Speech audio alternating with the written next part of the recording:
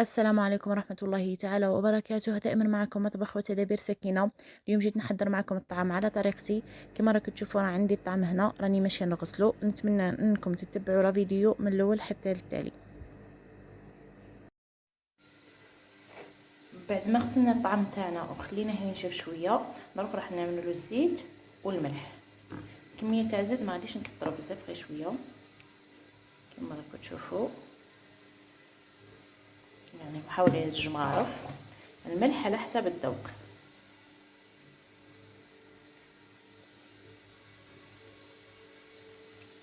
على حسب ذوق الملح. دروك راح نخلطوا الطعام تاعنا. راح نخلطوا طعامنا بريد ان شاء الله. غادي نحلوه. انا نخلطوا طعامنا بهاد الطريقه. ندخلوا فيه هذاك الزيت وهذاك الملح كما راكم تشوفوا. ندخلوا فيه الزيت والملح بهاد الطريقه. نحاولوا نفلو على حساب كما رانا نفتلو.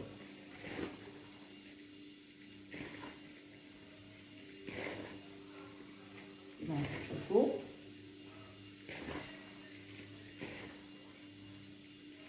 غسلنا الطعام تاعنا وخليناه ينشف، عملنا له الزيت والملح ورانا نفتلو فيه بهذه الطريقه. يدخل فيه كامل الزيت نتاعو وهذاك الملح باش نحطوه يتفور.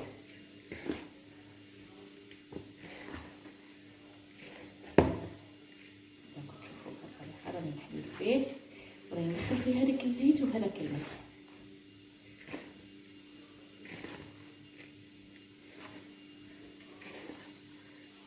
نتمنى ان شاء الله تعجبكم طريقه الفتيل تاعي تاع الطعام، كيفاش نخدم الطعام. ان شاء الله تشاركوا كامل هذه الوصفه مع جميع المشاركات.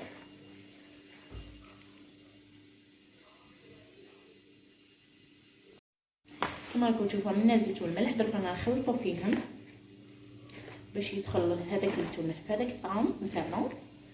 نتمنى ان يعجبكم جميع الفيديوهات تاعي وجميع الوصفات اللي راني نقدمها معكم، ونتمنى منكم انكم الاشتراك في القناه نتاعي وتجاوبوا الكومنتات باش تقولوا واش عجبكم الوصفات نتاعي ولا لا. هذا فضلا منكم وليس امر. انا نتمنى منكم انكم جميعا الاشتراك في القناه باش يوصلكم جميع الوصفات نتاعي. كل جديد اللي نحطه لكم يوصلكم. بهذه الطريقه نفتلو الطعام تاعنا ونحطوه يتفور. راح نحضروا المرق تاع الطعام تاعنا، الروا تاع الطعام تاعنا، باش تشوفوا كيفاش نحضر معكم الروا بهذه الطريقه. شوفوا الزيت اللي راه في يدي هذيك كامل هذيك الزيت دخلتها في الطعام. تحسبوا الطعام تاعنا راه مدهون. شوفوا هو نعم ما درت له غير زيت. نتمنى تعجبكم جميع الوصفات. دروك هو الطعام تاعنا يتفور. دروك راني ماشي نحضروا المرقه تاع الطعام. هنا عندي فخذ الدجاج، يعني كويسه دجاج. راه عندي هنايا لفت مقطعه على 2، يعني مقسومه في 2. هنايا زروديه كيف قطعت على 2 باش تجيني سهله. راه عندي هنايا الحمص، طماطيش مربيه، حبه طماطيشه مربيه، عندي حبه بصله مربيه، وعندي هنايا لي زيبيس. هنا راه عندي مغرف كبيره ملح، مغرف كبيره سكينجبير، مغرف كبيره فلفل احمر، مغرف صغيره فلفل اسود، ومغرف صغيره طماطم مصبره. كما راكم تشوفوا راح درك نحط الفخذ تاع الدجاج تاعي في لاكوكوط ونعمل عليها الزيت. دقيقه راح نعمل الزيت نتاعي كما راكم تشوفوا.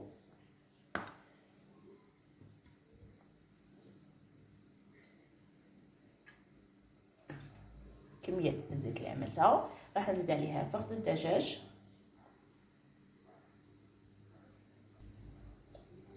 كما راكم تشوفوا زدت عليها فخذ تاع الدجاج. راح نزيد البصله مفرومه مربيه كما راكم تشوفوا. نزيد الطماطيش،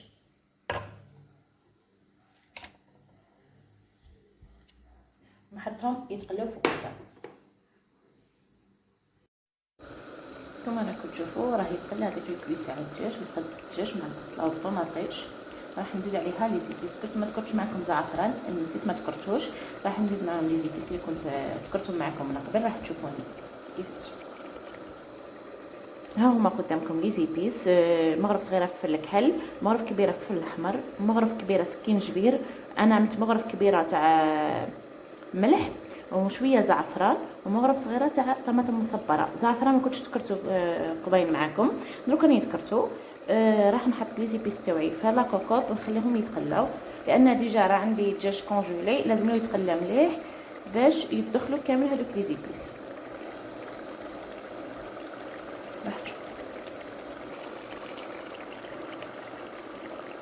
كما راكم تشوفوا راه يتقلى دروك. راه فيه لي زيبيس كما تقولت معكم من قبل، الملح في الاحمر في الاسود، سكينجبير، زعفران وشويه ومغرف صغيره تاع طماطم مصبره. انا في الكحل ما نكثروش في الطياب، دائما في الكحل جبروني نعمل مغرفه صغيره، وكما طماطم مصبره كيف جبروني نعمل مغرف صغيره. زعفران نعملها كيف غير شويه، لكن كما في الاحمر كامل وسكينجبير دائما نعمل مغرف كبير انايا في طيابي، ماشي كامل طيب نعمل فيهم سكينجبير ونكثر فيه دائما. كما تشوفوا راه يتقلى.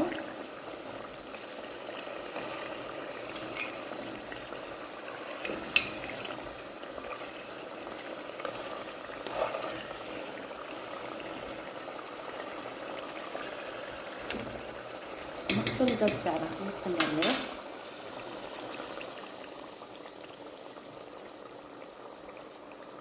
خليوه يتقلى مليح. راح نزيدو عليه الحمص وهذاك اللفت والزروديه تاعنا. بعد ما تقلى لنا الدجاج تاعنا كامل راح نزيد عليه الحمص هذاك اللي سمحوا لي مانيش يعني بحال اليد راني نحكم به التليفون وحال اليد راني نصور به. نحاول نفهمكم بطريقه بالعقل وكل التفاصيل نعطيهم لكم كما راكم تشوفوا. دروك نزيد عليهم هذوك الخضر يعني اللفت وزروديه.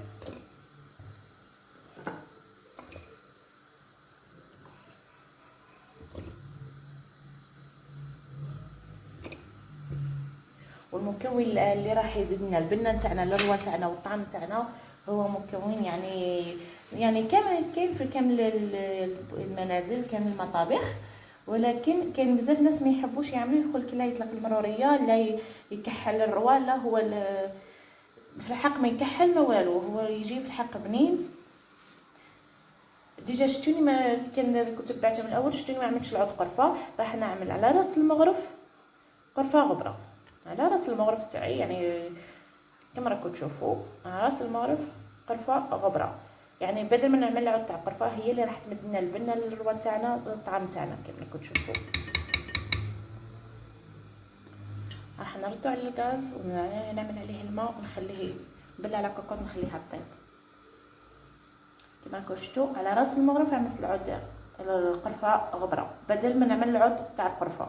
وما تخافوش منها، ما غادي يسكحل لكم الروه، ما غادي يجيكم الروه تاعكم مر، غادي يجيكم بنين تاع بصح. جربوها وما تندموش. في نفس الوقت راه يتفور لنا الطعام تاعنا كما راكم تشوفوا الفراغ تاع الطعام.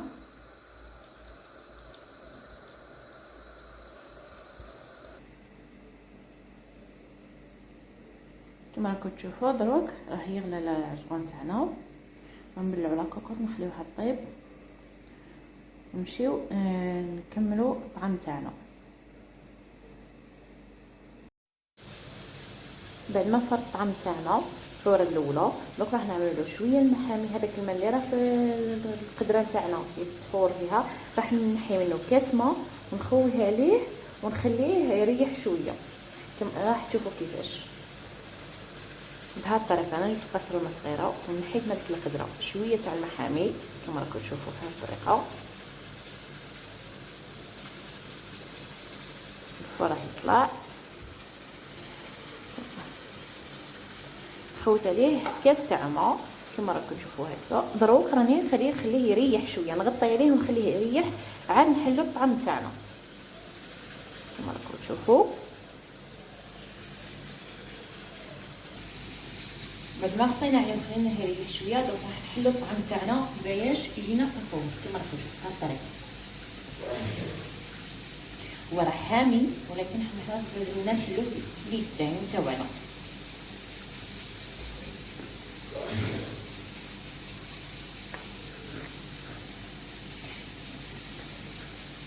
كما راكم تشوفوا هو حامي. وإذا ما قديتوش للحمان جيبوا المغرف تاع اللوح تاعكم وبداو تخلطوا فيه بالكمامات باش يطلع لكم كان هذاك الفوار يساعدكم باش تخدموا بيداكم، لانه هو حامي بزاف. كان اللي ما يستحملش الحمان بزاف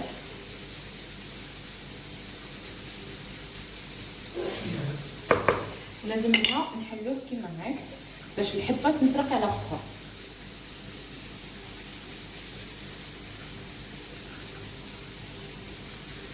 شوفوا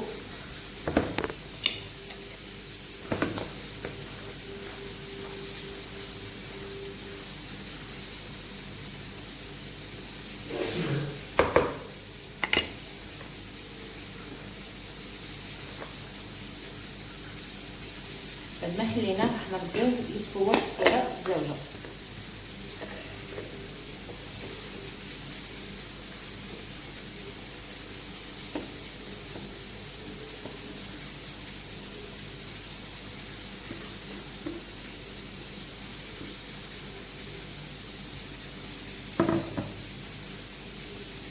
شوفوا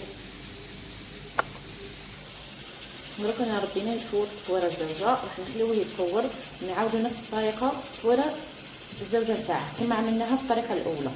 التفويره الاولى عفوا التفويره الاولى نعاودوها في التفويره الزوجه. في نفس الوقت راه يطيب لنا الفطور تاعنا الروان تاعنا تاع الطعام.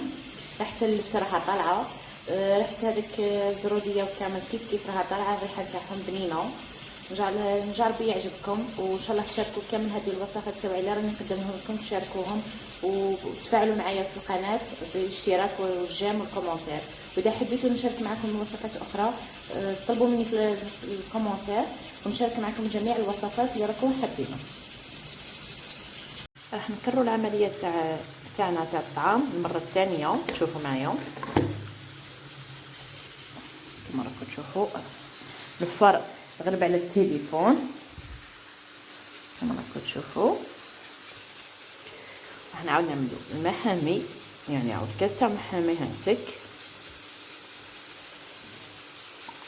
راكم تشوفوا بهذه الطريقه. دروك راح نحلو راك تشوفوه هاك، نخليوه يريح شويه عاد نكرروا نفس العمليه اللي عملناها في الاول. فنحلوا الطعام تاعنا باش تجي الحبه تفرق على قصه، يعني حبه بحبه يجي ما يجيش معجن. راح نغطيه ونخليه يريح شويه. كما راكم تشوفوا دروك راح نكرروا نفس العمليه، ولكن دروك راح نحسيو نحلوه كما بهذه الطريقه كما راكم تشوفوا.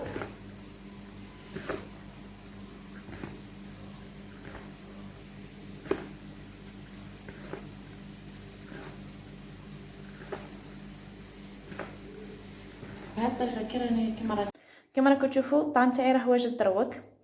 انا فورته غير زوج تفويرات لاني عندي نوعيه تاع الطعام مليحه، وكي تكون عندك نوعيه تاع الطعام مليحه ما تخافوش منها.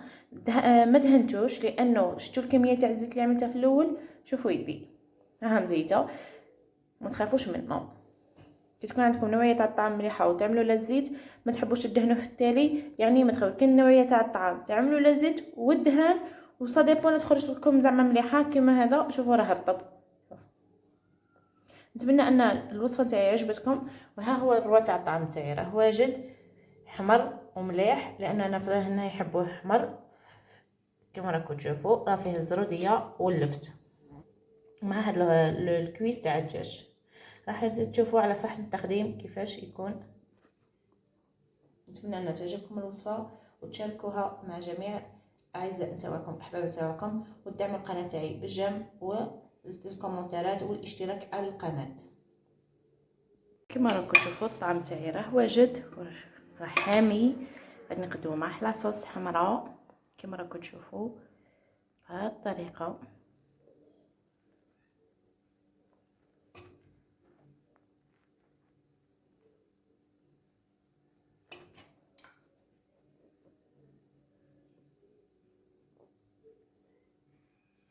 نتمنى انها تعجبكم الوصفه تاعي.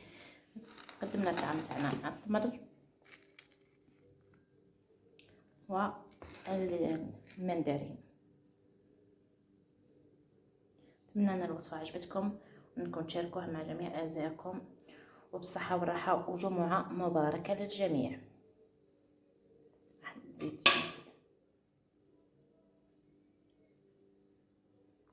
بالصحه والراحه.